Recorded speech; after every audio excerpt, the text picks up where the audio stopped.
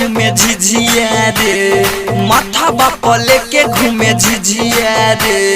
लेके अइले नेहावा के दीदिया रे, लेके अइले पूजावा के दीदिया रे, गली गली घूमे लेके दियावा रे, गली गली घूमे लेके दियावा रे, लेके अइले नेहावा के दीदिया रे, लेके अइले पूजावा के दीदिया रे।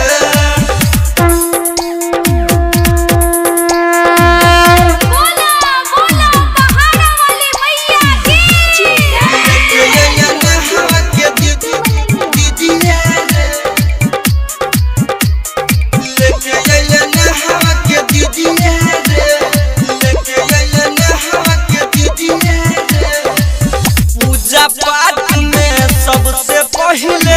हाथ है बढ़ावेले, हर साल झुलुआ मैया जी के इहन झुलावेले, इहन झुलावेले।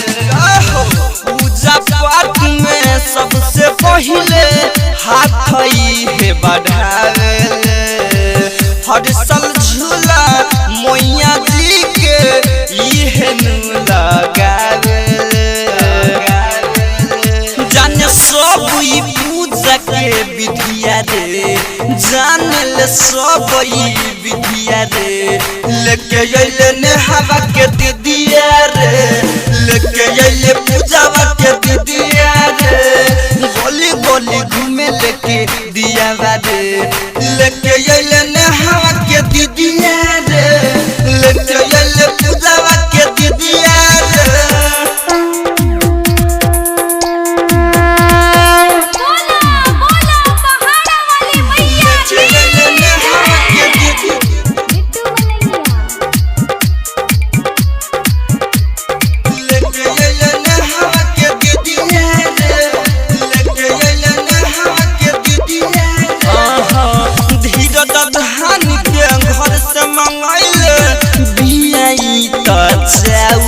तू ही बताबो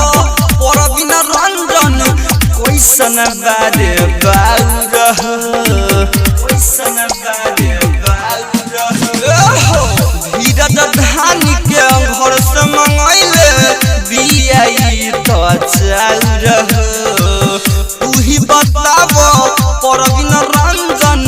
कैसन बिया बाउरह,